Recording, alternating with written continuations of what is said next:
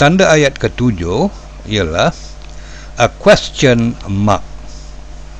A question mark adalah tanda soal.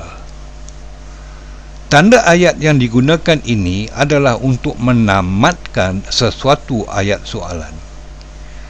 Tanda ini amat jelas. Jika tanda ayat ini tidak digunakan, ayat berkenaan akan mengelirukan pembaca. Contoh ayat 7b. What is your favorite breakfast? Question mark. Tanda ayat ke-8 ialah an oblique atau lazimnya disebut a stroke. Digunakan sebagai tanda sebahagian dari yang lebih besar. Contoh ayat 8b. He stays at Jalan Green Hill 3 oblique Green Hill Park, Ipoh. Tanda ayat 9 ialah an exclamation mark atau tanda seru. Tanda ayat ini digunakan untuk menamatkan ayat gempar.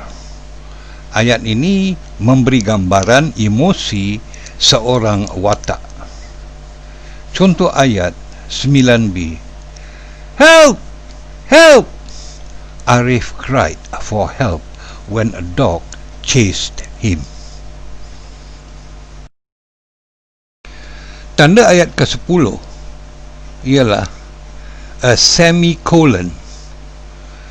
A semicolon digunakan untuk menamatkan sepotong ayat lengkap yang bergabung dengan ayat lengkap lain untuk dijadikan sepotong ayat bergabung, iaitu apa yang dipanggil a compound sentence.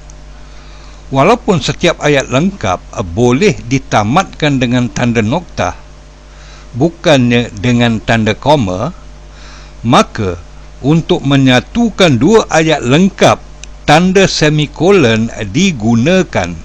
Tanda ayat ini adalah gabungan noktah dengan koma.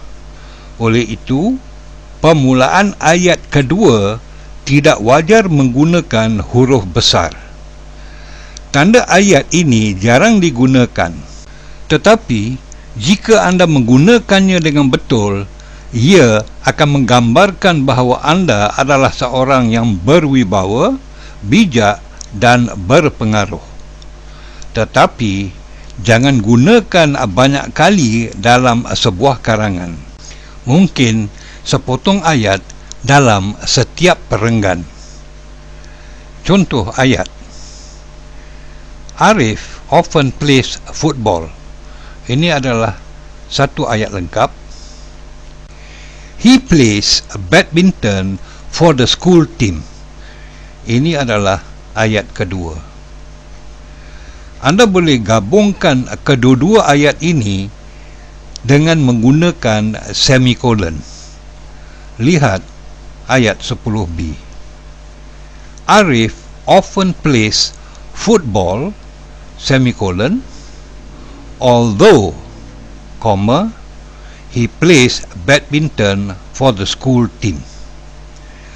Ayat ini menggunakan semikolon, tambahkan dengan kata hubung although dan diikuti dengan koma.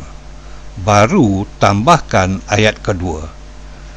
Dan ayat kedua yang digunakan tidak boleh bermula dengan huruf besar.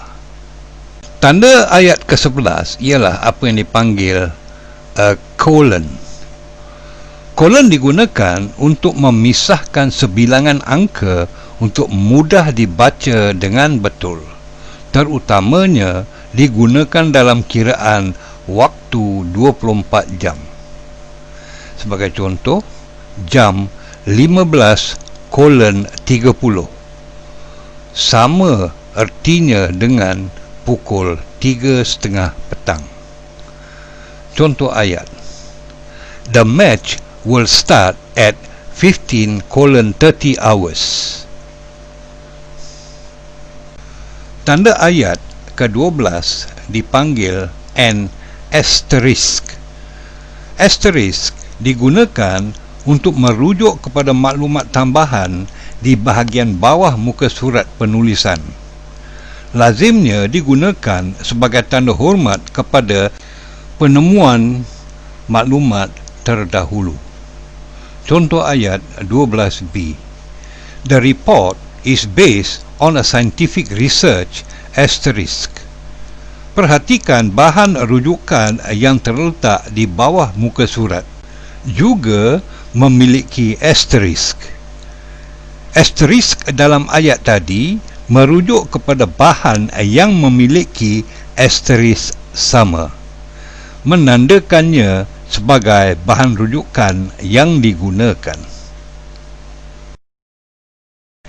Demikianlah mata pelajaran tentang punctuation, iaitu tanda ayat. Walaupun ada lagi tanda ayat yang terdapat dalam BI yang boleh dipelajari, tetapi buat masa ini 12 tanda ayat yang dikemukakan ini sudah memadai.